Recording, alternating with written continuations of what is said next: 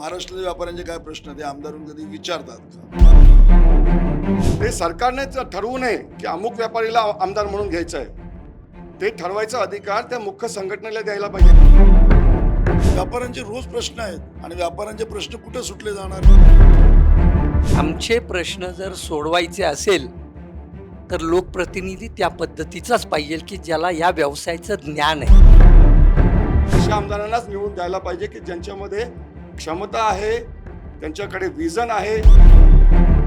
त्यांनी नमूद करावं लागतं की एकही आमदार आमच्या प्रश्नाबाबत आमच्यासोबत अजूनपर्यंत तरी कोणी स्वतःहून आलेलं नाही.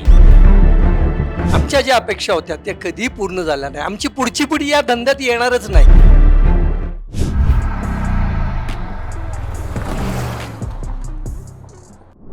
नमस्कार, मी Deepak Darade. For the people न्यूजमध्ये आपलं सर्वांचं स्वागत आहे. मंडळी, MIT स्कूल ऑफ गव्हर्नमेंट प्रस्तुत आमदार कसा असावा हा आपण विधानसभा निवडणुकीच्या पार्श्वभूमीवरती एक महाराष्ट्राचा दौरा करतोय. प्रश्नच असा आहे आपला की आमदार कसा असावा. कदाचित अशी चर्चा तुम्ही पहिल्यांदा ऐकत असाल आणि ही रियालिटीमध्ये खरं तर आपले लोकप्रतिनिधी सभागृहामध्ये जाऊन काय करतात, कारण आपण त्यांना आपलं प्रतिनिधित्व दिलेलं आहे.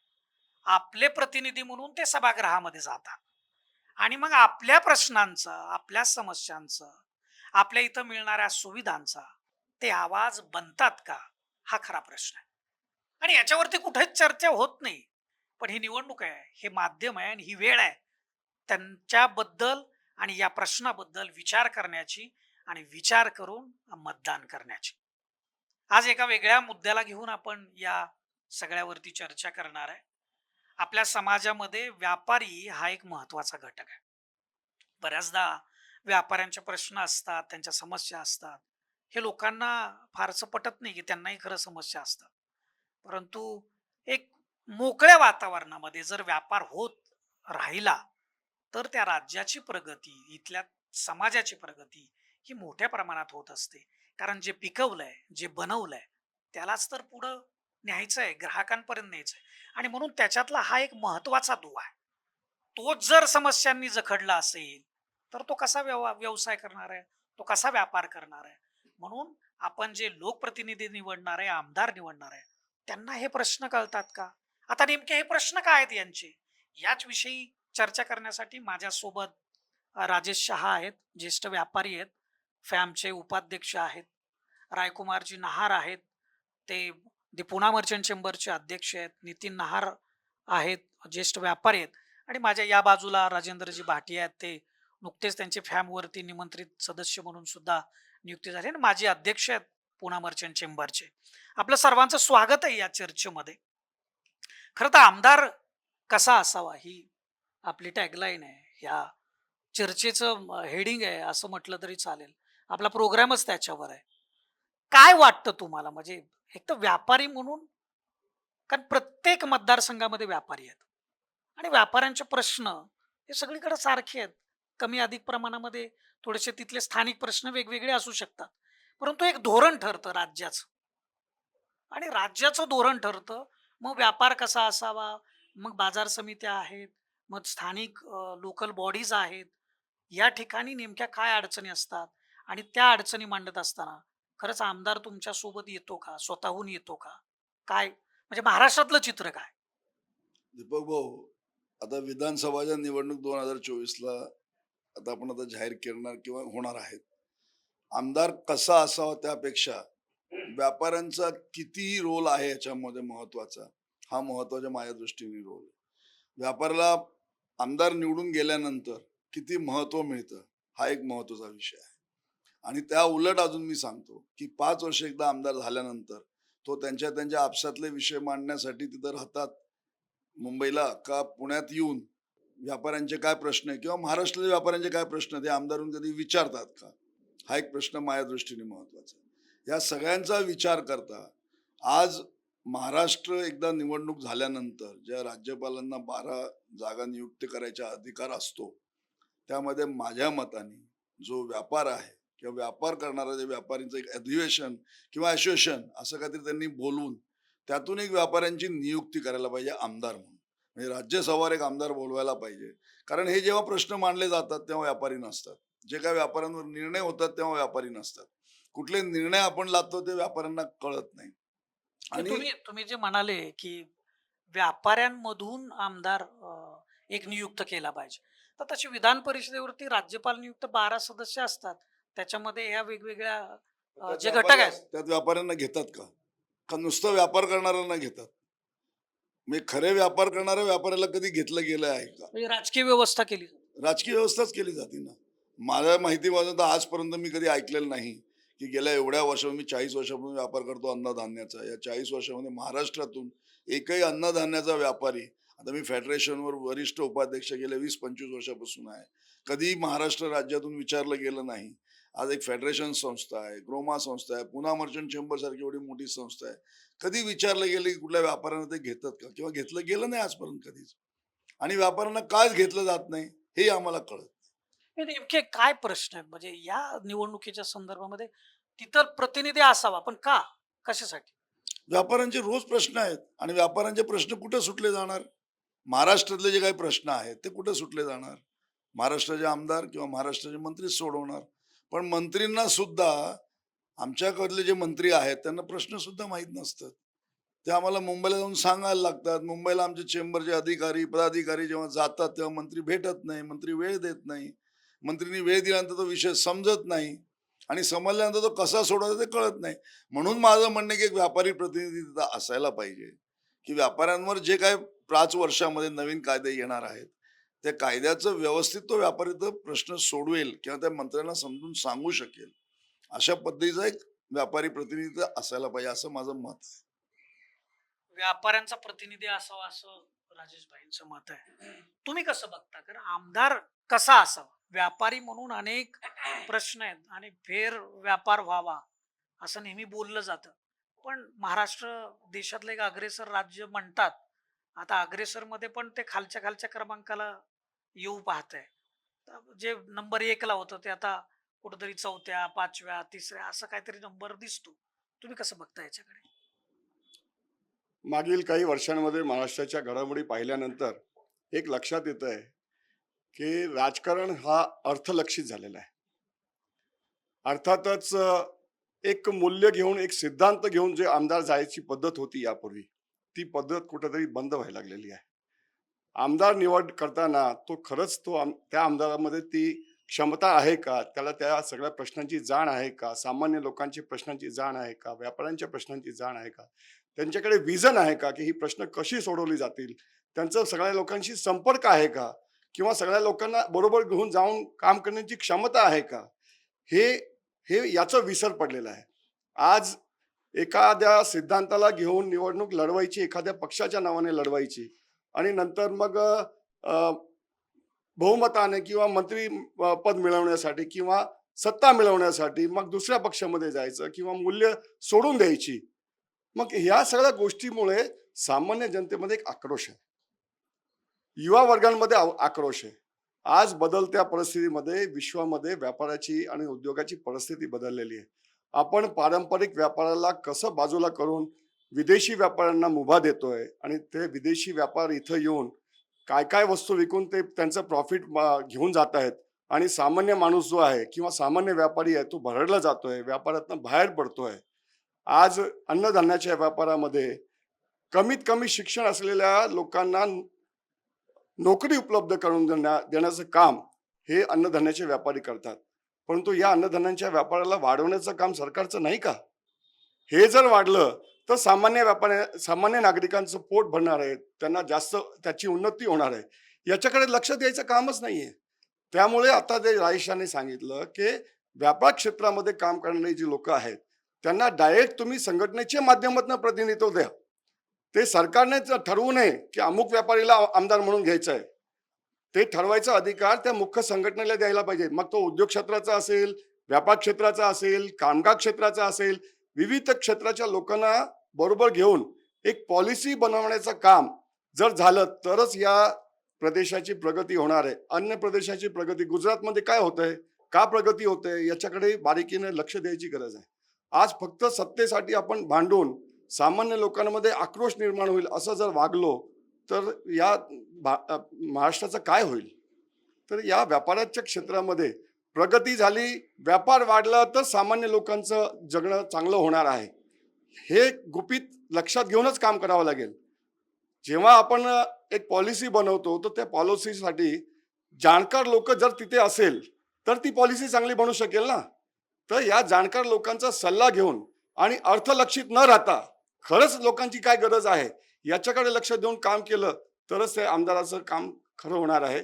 आणि जनता आता अशा आमदारांनाच निवडून द्यायला पाहिजे की ज्यांच्यामध्ये क्षमता आहे, त्यांच्याकडे विजन आहे, त्यांच्याकडे प्रश्नांची जाण आहे, सोडवण्याची क्षमता आहे. अशाला लोकांना निवडून द्यायला पाहिजे आणि तो अर्थलक्षित नसावा, म्हणजे मॅनेज होणारा नसतो. मॅनेज होणारा बिलकुल नसावा. त्याने खरंच प्रश्नाची जाण आहे. मग पक्ष कुठला चांगला आहे, जो पक्ष चांगला काम करू शकेल त्या पक्षाच्या माध्यमातूनच त्याने निवडणूक लढवावी. मग सत्तेत आल्यानंतर तो पक्ष मंत्री झाले किंवा सत्ताधीश झाले नाही झाले काय फरक पडत नाही, परंतु ते प्रश्न मांडण्याचं काम त्याने प्रामाणिकपणे केलं पाहिजे. प्रामाणिकपणे काम केलं पाहिजे असं राजेंद्र भाटे यांचं म्हणणं आहे. तुम्ही सध्या पुणा मर्चंट चेंबरचे अध्यक्ष म्हणून काम करताय, व्यापाऱ्यांची संघटना आहे. कसं बघताय या सगळ्या विषयाकडं? कारण प्रश्न आले की तुम्हाला या लोकप्रतिनिधींची गरज पडते, सरकारकडे जावं लागतं. किती वेळा सरकारकडे जाताना हे लोकप्रतिनिधी, मी फक्त पुण्यातला विषय बोलत नाही, पुणा मर्चंट चेंबर हे महाराष्ट्रातल्या व्यापाऱ्यांची लिडरशिप करतात.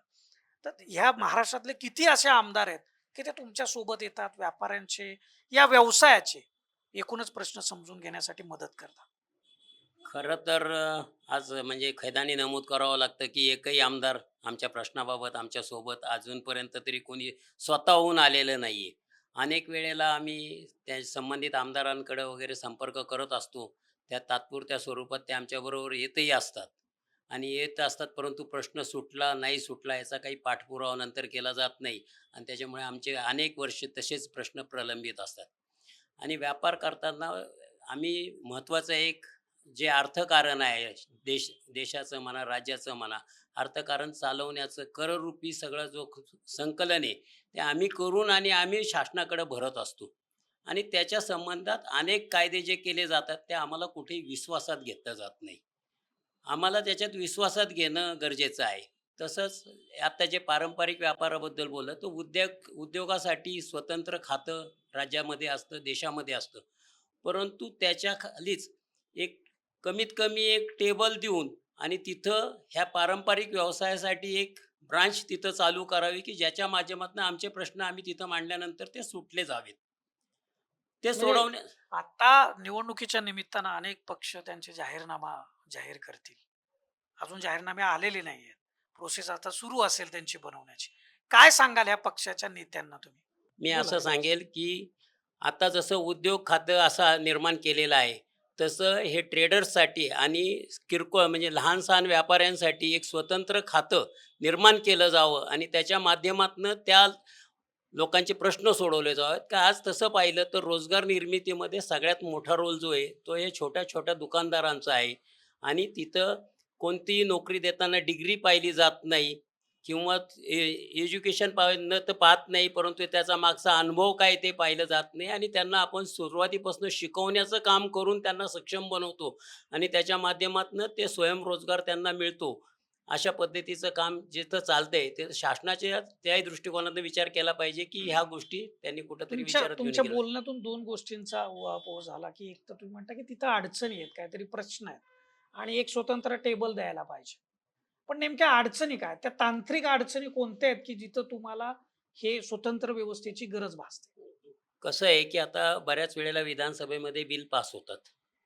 अनेक वेळेला हे बिल पास होताना रात्री 12 वाजता 1 वाजेपर्यंत विधानसभा चाललेली असते आणि त्या ठिकाणी त्याच्यावर व्यवस्थित डिस्कशन होता. 1 किंवा 2 मिनिटाच्या डिस्कशनमध्ये वॅटसारखं बिल पास होतं.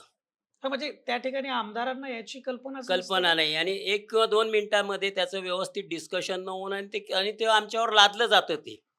आणि अनेक वेळेला त्याचा असा फटका बसतो, वॅटसारखं बिल आहे, त्याच्यामध्ये समोरच्यानी वॅट भरला नाही, म्हणून तो आम्ही भरावा आणि त्याच्या केसेस किती वर्ष चालू आहे, वर्षानुवर्ष चालू आहेत. म्हणजे आता वॅट बंद होऊन जवळजवळ 6 वर्ष झालेत.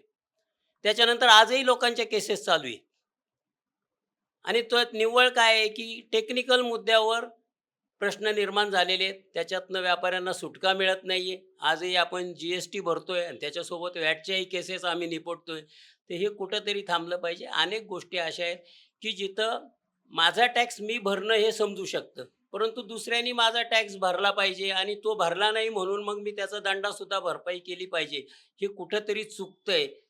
आणि त्याच्या बाबतीत कसं आहे की जर आमदारांना त्याची माहितीच नसेल आणि आमदार जर मुकाट्याने समजा काही त्याला विरोध न करता आणि किंवा दुरुस्ती न सुचवता ते करत असतील, तर ज्याही वेळेला आम्ही कोर्टापुढे जातो किंवा आम्ही शासकीय अधिकाऱ्यांपुढे जातो, तर ते म्हणतात लेजिस्लेशननी पास केलेलं आहे आणि तुम्हाला जर ह्याच्यात बदल पाहिजे तर तुम्ही परत लेजिस्लेशनमध्ये पास करून घ्या.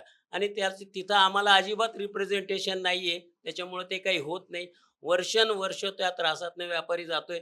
तर हे कुठेतरी संपलं पाहिजे. आणि जसं राजेश शहा यांनी सांगितलं की स्वतंत्र एक आमदाराची जी आम्ही मागणी केलेली, तर मी म्हणेल एक नाही, परंतु ज्या पद्धतीत आम्ही रिप्रेझेंटेशन करतोय, की या 13 करोड जनतेमध्ये महाराष्ट्राच्या जवळपास मला वाटतं आमच्यावर डिपेंड 4 कोटी लोकसंख्या ही आमच्यावर डिपेंड आहे आणि त्या प्रमाणात आम्हाला रिप्रेझेंटेशन मिळावं असं मी म्हणेल. म्हणजे तुमची संख्या कमी नाहीये, म्हणजे हां. जर मतदारांची संख्या ही बघितली जात असेल राजकीय पक्षांकडून, नाही, तर राजकीय पक्षांना depend. बघू, विखरलेला आहे आम्ही, म्हणून तर ते मोजली जात नाही. त्याची किंमत एक. आणि दुसरा विषय असा आहे की गेल्या 30 वर्षापासून आम्ही ज्या कृषी उत्पन्न बाजार समितीचा व्यापार करतो, या आमदारांना किंवा मंत्र्यांना माहित नाही का इथं जागा छोटी आहे, अडचणी आहे, ट्रॅफिक अडचण आहे, जागा छोटी आहे, FSI असून सुद्धा देणे नाही, काम करणं नाही. आज ह्या जागा काय आम्हाला घरी न्यायच्या नाहीत. ही जर जागा वापरायला मिळाली, बांधून दिली, त्यांनी परवानगा दिला, तर इथं अजून व्यापार वाढेल, अजून स्टॉक वाढेल, माल अजून ठेवता येईल. पण गेल्या 30 वर्षापासून जे कोणी अध्यक्ष येतात तोच हा एकच विषयासाठी महाराष्ट्र गव्हर्नमेंट पुढे भांडतो आम्ही. आणि तो झालं 2 वर्ष झाले की परत मंत्रिमंडळ बदलतो, मंत्री बदलतो, परत तो विषय नव्याने आम्हाला सुरुवात करायला लागतो. 1990 सालापासून हा प्रश्न प्रलंबित आहे आणि त्यांना माहित नाही का? लोकांना सगळ्यांना माहिती आहे की इथं FSI आहे, इथं बांधकामाची परवानगी द्यायला पाहिजे. पण हे जर आमदार किंवा मंत्री जर कामच करणार नसतील, त्याला व्यापाऱ्यांनी काय करायचं? इथली अस्वच्छता, इथलं राहणं करणं, हे सगळं काय पद्धतीचं आहे, सगळं माहिती आहे. पण या आमदारांना इथं कुठलाही रोल व्यापाऱ्यांसाठी नाही, एकदा निवडून गेल्यानंतर पुढे काही करायचं नाही, हे त्यांनी जे ठरवलेलं आहे. म्हणून आता राजेंद्र पाटील गायकवाड सांगितलं, ते मी त्याच मताशी सहमत आहे की जर आमदारांना निवडायचं असेल तर ते हुशार व्यापारी, हुशार मनुष्य पाहिजे, अभ्यास असायला पाहिजे आणि निवडून गेल्यानंतर त्याचे ध्येय फिक्स असायला पाहिजे की मी या ध्येयावर निवडून आलोय, या मी जे काही लोकांपुढे मांडलं होतं त्या विषयावर मी निवडून आलेलो आहे. तर ते प्रश्न त्यांनी सोडवायलाच पाहिजे. नाही, मला एक हे सांगायचं आहे की आज तुम्ही भारताच्या बाहेर अन्य देशांमध्ये पाहाल तर तिथं व्यापाऱ्यांना आणि उद्योग क्षेत्राच्या लोकांना एक वेगळा सन्मान आहे. टॅक्स पेयर लोकांना एक वेगळी वागणूक दिली जाते, कारण ते देशाच्या जडणघडणमध्ये एक मुख्यच रोल ते अदा करतायत, महत्वाचा रोल अदा करतायत. तसा पद्धतीने बघण्याचा दृष्टिकोन सरकारने ठेवला पाहिजे आणि आमदारांनी पण ठेवलं पाहिजे की बा हे व्यापारी आहेत, हे लोकांना रोजगार उपलब्ध करून देणारे आहे, हे देशाचे विकासाचे कणे आहेत. एक बकरा म्हणून पाहू नका, म्हणजे व्यापाऱ्यांना किंवा उद्योगाला म्हणजे एक बकरा म्हणून पाहण्याची जी पद्धत आहे ना ती बंद व्हायला पाहिजे. म्हणजे प्रत्येक ठिकाणी म्हणजे बकरा म्हणून पाहून त्यांना कापायचं, हे हे धोरण जोपर्यंत बंद होणार नाही तोपर्यंत या राज्याची प्रगती होऊ शकणार नाही. व्यापाऱ्यांच्या मध्ये पण ती कल्पकता आहे की ते प्रदेशाला खूप पुढे नेऊन जाऊ शकतात आणि त्यांना पण तो त्या पद्धतीचा सन्मान जे बाहेरच्या देशांमध्ये मिळतं तशा पद्धतीचा सन्मान या महाराष्ट्रामध्ये मिळालं तर महाराष्ट्र नेहमी 1 नंबरवर राहिलेला आहे. हा निश्चितच यापुढे 1 नंबरपेक्षाही अजून पुढे जाऊ शकेल, हे मी आपल्याला सांगतो. आपल्यासोबत नितीन नहर पण आहेत. तुम्ही या विषयाकडे कसं बघताय? काय तुमचे विचार आहेत याविषयी? माझ्या अगोदर आमचे जे माजी अध्यक्ष यांनी जे मत व्यक्त केलं त्या मताशी मी सहमत आहे. याच्या व्यतिरिक्त अजून एक मत असं आहे की राज्य सरकार असो किंवा केंद्र सरकार असो, माझी भावना ही आहे की ह्यांना छोट्या व्यापाऱ्यांना संपवायचं आहे. जेव्हा केंद्रातून GST लागला तेव्हा 1 नेशन 1 टॅक्स असं ठरलं होतं. आज पण आमच्याकडे लोकल टॅक्सेस आहेत. या लोकल टॅक्सेसच्या खर्चामुळे आम्ही मल्टीनॅशनल कंपन्यांची स्पर्धा नाही करू शकत. आज आम्हाला पतपुरवठा जर बँकेने करायचा म्हणलं तर 10%, 12%, 14%, या लोकांना खूप अल्प प्रमाणात पैसे उपलब्ध होतात. यांच्याशी आम्ही नाहीच करू शकत कॉम्पिटिशन. मग ह्याच्यासाठी कोणी केलं पाहिजे? तर सरकारने केलं पाहिजे. आणि सरकार काय करतं? तर काहीच नाही करत. कारण राजेश शाह, राजेंद्र भाटिया किंवा राजकुमार शाह यांनी जे व्यक्त केलं, या मताशी तर मी सहमत आहे. पण सामान्य व्यापारी म्हणून गेली खूप वर्ष आमच्या ज्या अपेक्षा होत्या त्या कधी पूर्ण झाल्या नाही. आमची पुढची पिढी या धंद्यात येणारच नाही. कारण ते बघतात आहे, माझ्या वडिलांचे वडील, माझे वडील सकाळी 9ला येतात, रात्री 9ला घरी जातात. काय आहे यांचं आयुष्य? तर काहीच नाही. जी लोकांची आधीची कल्पना होती की व्यापारी म्हणजे चोर, व्यापारी म्हणजे लबाड, आता ती संकल्पना थोडी कमी कमी होत आली आहे. पण आम्ही जी मेहनत करतो आणि आम्ही जी सेवा देतो, आम्ही व्यवसाय करत असताना त्या व्यवसायावर प्रेम करतो, त्या ग्राहकांवर प्रेम करतो. त्यांच्यासाठी आम्ही अख्खं आयुष्य घालवलं. पण आम्हाला जे हवं ते आजपर्यंत नाही मिळालं. एक सामान्य व्यापारी म्हणून माझं असं स्पष्ट मत आहे की तुम्हाला जर समजा तुमचे स्कूटर बंद पडले तर कुठे जावं लागेल? तर गॅरेजमध्ये जायला पाहिजे त्या टू व्हीलरच्या. तुम्हाला डॉक्टरकडे जावं लागेल का? किंवा जाऊन फायदा आहे का? तर नाही. आमचे प्रश्न जे आहेत ना ते असेच आहेत. आमचे प्रश्न जर सोडवायचे असेल तर लोकप्रतिनिधी त्या पद्धतीचाच पाहिजे की ज्याला या व्यवसायाचं ज्ञान आहे. आमच्या काय अडचणी आहेत हे जेव्हा त्याला कळेल तेव्हाच तो प्रश्न सुटेल. तर माझं असं स्पष्ट मत आहे की राजेश शाह किंवा माझ्या बाकीच्या वक्त्यांनी जे व्यक्त केलं आपलं मत, की विधान परिषदेवर जे राज्यपाल नियुक्त आमदार आहेत, त्यात जे व्यापारी आहेत, जी व्यापाऱ्यांची संख्या आहे, त्या अनुसार त्या व्यक्तीला त्या असोसिएशनमधून आमदार म्हणून जायला काहीच अडचण नसावी आणि सरकारलाही अडचण नसावी त्याला आमदार म्हणून स्वीकृत करायला. फार चांगले मुद्दे आपल्या या सगळ्या डिस्कशन मधून येत आहेत. एका वेगळ्या विषयाकडे मी तुमचं लक्ष वेधू इच्छितो की आमदार कसा असावा. तुमच्याही कल्पना तुम्ही सांगितल्या की त्याला ज्ञान असावं, त्याला जाण असावी आणि तो विजन असलेला असावा, त्याची दूरदृष्टी असावी त्याच्याकडे. गेल्या वर्षी MIT वतीनं राहुल कराड यांनी एक प्रयोग केला. राष्ट्रीय आमदार परिषद घेतली आणि देशभरातले 2000 आमदार त्या ठिकाणी आले. तर ती परिषद घेण्यामागचा उद्देश हा होता की या सगळ्या आपल्या लोकप्रतिनिधींना आपले कायदे समजावेत, योजनांची अंमलबजावणी कशी करता येते हे समजावं, NGOचा उपयोग कसा करता यावा, CSR फंडचा वापर आपापल्या मतदारसंघामध्ये कसा करतायत, लोकांच्या समस्या काय आहेत आणि त्याचं सोल्युशन कुणाकडे आहे? या सगळा जो गॅप आहे तो भरून काढण्यासाठीचं प्रशिक्षण हे त्या परिषदेमध्ये देण्यात आलं. ती एक परिषद झाली, आता पुढं परिषदा आणखी होतील. पण तुम्ही या अशा प्रकारच्या प्रयोगाकडे कसं बघता? म्हणजे हे उत्तम किती उत्तम प्रयोग आहे. उत्तम प्रयोग आहे. आणि आमदार आमदार लोकांना काही कायदे जर शिकवले तर देशातल्या संपूर्ण आमदार आले होते, 2000 आमदार म्हणजे काही कमी आमदार नाही. आणि त्यांना जर मार्गदर्शन करत असतील चांगले अधिकारी तर हे जरुरी आहे. तसंच माझं अजून एक पुढं मत आहे, जे कोणी आमदार इथं असतील, म्हणजे पुण्यातलं असं मी म्हणत नाही की आम्ही पर्वती विधानसभामध्ये व्यापार करतो म्हणून इथले आमदार तर आमच्याबरोबर असतात. पण बाकीचे पुण्यातले जे 8 आमदार आहेत त्यांनी सुद्धा या इथं यायला पाहिजे. काय अडचण, कारण का तो कोथरूडमध्ये प्रश्न बघतो, असं नको. हे इथले 8 आमदार इथं व्यापाऱ्यांच्यासाठी यायला पाहिजे. महिन्यातून एकदा व्यापारी लोकांना भेटायला पाहिजे. इथले काय प्रश्न त्यांनी समजायला पाहिजे आणि मग ते मुंबईला जाऊन ते मांडायला पाहिजे. पण असं होतच नाही, घडतच नाही. कारण मला वाटत नाही की इथले आमचे पर्वतीचे आमदारशी आम्ही कुठल्या आमदारांना या 5 वर्षात बघतो. कधीच कोणी येत नाही.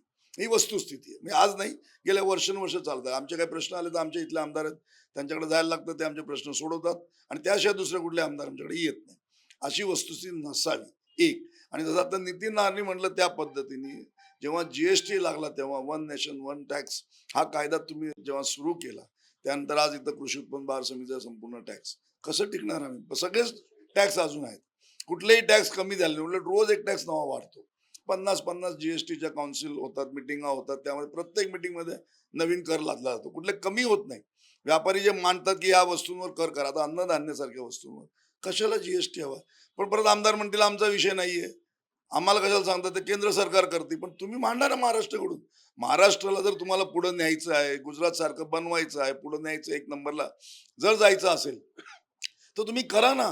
काल मी एक कुठल्या तरी एका ह्याच्यात वाचलं आहे की महाराष्ट्र सोडा, पुणे सारख्या शहरामध्ये आपण सर्वात जगात वाहतुकीमध्ये सर्वात मागं आहोत. इथं पुण्यात आज 10 किलोमीटर जाण्यासाठी पुणेकरांना 28 मिनिटं ॲव्हरेज लागती आणि ती सर्वात जगातली सर्वात हायेस्ट टाईम आहे आपल्याकडं. म्हणजे पुण्यासारख्या शहरात आज जर आपण राहत असेल आणि 10 किलोमीटर ॲव्हरेज झालं तर 28 मिनिटं लागतात. ती जगात कुठेही लागत नाही. जगात सोडा, भारतात कुठं लागत नाही. बँगलोरला 27 मिनिटं आहे आणि पुण्याला 28 मिनिटं. म्हणजे आपण जर ह्याच्या बाबतीत नंबर 1 करतो, इथलं काय वाहतुकी सुरू शकत नाही. एक तास कुठल्या वाहतुकीला लागतात आपल्याला जायला. प्रश्न सुटले पाहिजे. तुम्ही कसं बघताय? अं, यामागे आपण चेंबरच्या माध्यमातून अनेक वेळा सूचना केल्या गेलेल्या आहेत आणि पुन्हा मी ती सूचना मांडू इच्छितो की येणाऱ्या आमदारांनी त्या शहरामधल्या व्यापाऱ्यांच्या प्रश्नासाठी दर 6 महिन्याने एक मीटिंग घ्यायला पाहिजे. व्यापाऱ्यांचे प्रश्न जाणून घ्यायला पाहिजे. अधिकाऱ्यांच्या बरोबर त्यांची मीटिंग घालून द्यायला पाहिजे आणि त्या विभागाचे जे मंत्री असेल त्यांच्याबरोबर बसून ते मीटिंग घेऊन ते प्रश्न सोडवायला पाहिजे. आणि अगदी जे प्रश्न प्रादेशिक नसतील, राष्ट्रीय असतील, त्याच्यासाठी वर्षातनं एकदा त्या शहराचे खासदार आणि आमदार यांनी एकत्र येऊन व्यापार उद्योगाच्या क्षेत्राच्या सगळ्या प्रश्नांच्यासाठी वेगळी मीटिंग घेऊन त्या अधिकाऱ्यांच्या आणि त्या खात्याच्या मंत्र्यांच्या बरोबर मीटिंग घेऊन ते सोडवण्याचं काम हे आमदारांनी केलं पाहिजे, असं माझं ठाम मत आहे. आमदार कसा असावा याविषयी आपण चर्चा करतोय आणि व्यापारातली ही दिग्गज मंडळी आहेत. गेली 30 वर्ष, 35 वर्ष, 40 वर्ष हे काम करतायत आणि त्यांच्या पिढीजात हा व्यवसाय आहे. म्हणजे त्यांच्या दुसऱ्या तिसऱ्या पिढ्या आहेत त्याच्यामध्ये. त्यामुळं त्यातलं ज्या अडचणी आहेत वर्षानुवर्ष ज्या समोर येतात, ज्या भेडसावतात, त्या त्यांनी मांडलेल्या आहेत. आणि आपले जे लोकप्रतिनिधी आहेत, आपले जे आमदार आहेत, जे आता विधानसभा निवडणूक अगदी तोंडावर आहे, कधीही तारीख डिक्लेअर होणार आहे आणि आपल्याला जाऊन तिथं बटन दाबावं लागणार आहे. आपण आमदार निवडणार आहे. आणि फक्त पुण्याचा विषय नाही, हा महाराष्ट्राच्या 288 मतदारसंघाचा विषय आहे. आपल्या प्रश्नांना प्राधान्य देणारा, आपल्या समस्यांचा आवाज बनणारा आणि सभागृहामध्ये त्याचं सोल्युशन सोडवून आणणारा असा हा आपला प्रतिनिधी असला पाहिजे, असा हा आपला आमदार असला पाहिजे. याच्याशी तुम्ही किती सहमत आहे? सहमत असाल तर हा व्हिडिओ जास्तीत जास्त शेअर करा आणि लोकांपर्यंत पोहोचवा. लोकांचा आवाज बनला पाहिजे, जनतेचा आवाज बनला पाहिजे, तर आमदार कसा असावा हे आपल्याला ठरवता येईल. त्याच्यातच आपलं सोल्युशन आहे. कॅमेरामन रोहित वनकटेसह मी Deepak Darade, for the people news, Pune. Bharat दुनिया का सबसे बड़ा लोकतंत्र और एनएलसी भारत देश का सबसे बड़ा गैर राजनीतिक मंच। शक्तिशाली लोकतंत्र के लिए राहुल कराट का सार्थक कदम। मुंबई में हुआ ऐतिहासिक प्रथम राष्ट्रीय विधायक सम्मेलन।